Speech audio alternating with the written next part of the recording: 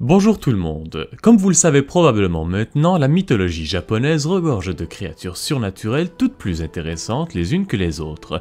Alors, pour la vidéo d'aujourd'hui, j'ai voulu vous parler de la légende de la Femme des Neiges dans le folklore japonais, en passant par ses origines, son histoire, les légendes à son sujet et sa représentation moderne. Alors, comme la grande majorité des créatures mythiques japonaises qu'on a vues jusqu'à présent sur la chaîne, la Yuki-onna est une yokai, une créature surnaturelle unique au folklore japonais. Ce n'est peut-être pas l'une des créatures mythiques les plus connues et populaires à l'extérieur du Japon, mais elle reste néanmoins un personnage unique de la culture japonaise, surtout dans les régions montagneuses et plus froides où ces légendes sont plus présentes. En effet, en dehors du Japon, la Yuki-onna est très peu connue, mais au pays du soleil levant, cet esprit glacial est au centre de plusieurs histoires et légendes qui ont circulé depuis des centaines d'années. Il n'y a pas de version définitive à propos d'elle, puisqu'en fait il y a presque autant de versions différentes qu'il y a de préfectures au Japon. Elle est souvent décrite comme une très belle femme à la peau blanche comme la neige et aux cheveux noirs comme le charbon. Elle a un regard perçant qui glace le sang et un visage délicat et souvent sans aucune expression. Certains la décrivent portant un kimono blanc, tandis que d'autres racontent que le kimono qu'elle portait était si fin qu'il paraissait presque invisible et qu'il était possible d'entrevoir la peau de la Yuki-onna à travers. Comme la grande majorité des mythes, personne ne sait exactement quand et comment la légende de la Femme des Neiges a réellement commencé. La source la plus ancienne qu'on a de la Yuki-onna nous provient de la période Muromachi et nous vient du poète japonais Soji, qui affirme avoir aperçu l'esprit de la femme lorsqu'il se trouvait dans les montagnes de la province d'Echigo. Une grande partie des histoires reliées à la Yuki-onna nous provient de la région de Tohoku, au nord du Japon, plus particulièrement dans les régions d'Aomori, Iwate, Yamagata et Miyagi. Mais bien évidemment, comme je l'ai mentionné plus tôt, les histoires à propos de la Femme des Neiges peuvent être retrouvées un peu partout au Japon. C'est juste qu'elles sont beaucoup plus présentes dans les préfectures que je viens de mentionner. La légende la plus populaire raconte qu'à l'origine, la Yuki-onna apparaissait devant les hommes perdus en pleine tempête de neige et les attirait vers elle avant de finalement aspirer leur chaleur et leur essence vitale, ce qui les rendait trop faibles pour bouger, et généralement ces hommes mouraient de froid ensevelis sous la neige. Une autre version de ses origines raconte comment la Yuki-onna était autrefois une princesse qui vivait sur la lune. Elle menait une vie paisible et ne manquait de rien. Il n'y avait qu'un seul problème, elle s'ennuyait terriblement. Elle regardait souvent la terre de là-haut et aimait suivre la vie que menaient les êtres humains.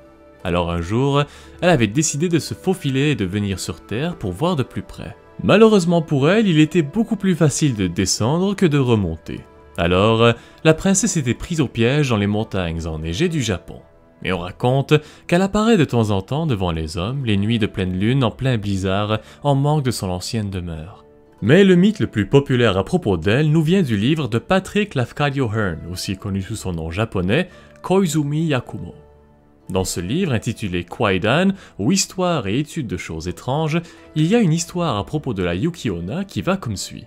Dans un petit village de la région de Musashi vivaient deux bûcherons, un vieil homme et son jeune apprenti.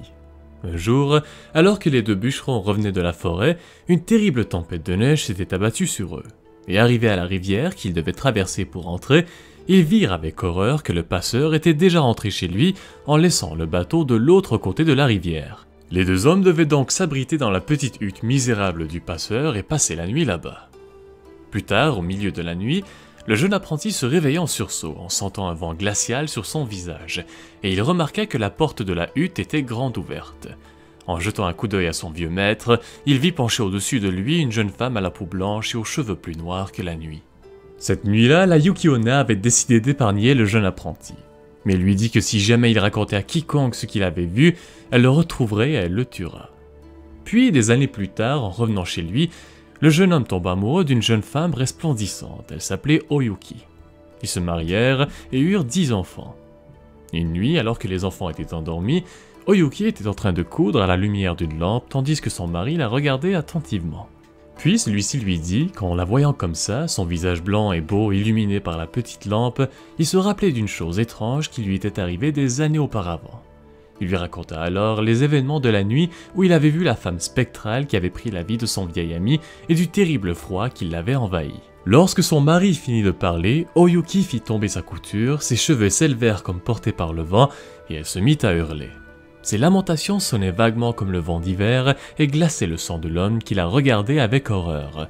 Elle lui révéla que c'était elle qui l'avait vue cette nuit-là, et elle lui rappela qu'elle lui avait fait promettre de ne jamais rien dire à personne, mais qu'il venait de briser cette promesse. Cependant, par amour pour les 10 enfants qui dormaient encore dans la chambre à côté, elle décida de l'épargner une fois de plus. Par contre, elle lui dit que si jamais ses enfants manquaient de quelque chose ou s'ils trouvaient des raisons de se plaindre de lui, elle reviendrait pour lui ôter la vie. Une fois ces dernières paroles prononcées, le corps d'Oiki devint de plus en plus transparent avant de finalement se dissoudre dans une brume blanche et glacée qui monta en spirale avant de finalement disparaître à travers le toit. Cette version du mythe n'en est qu'un parmi tant d'autres. Chaque région au Japon apporte une petite différence ici et là pour rendre la légende de la Femme des Neiges unique et variée. Aujourd'hui, la Yuki-onna est une figure mythique très connue dans la culture populaire du Japon.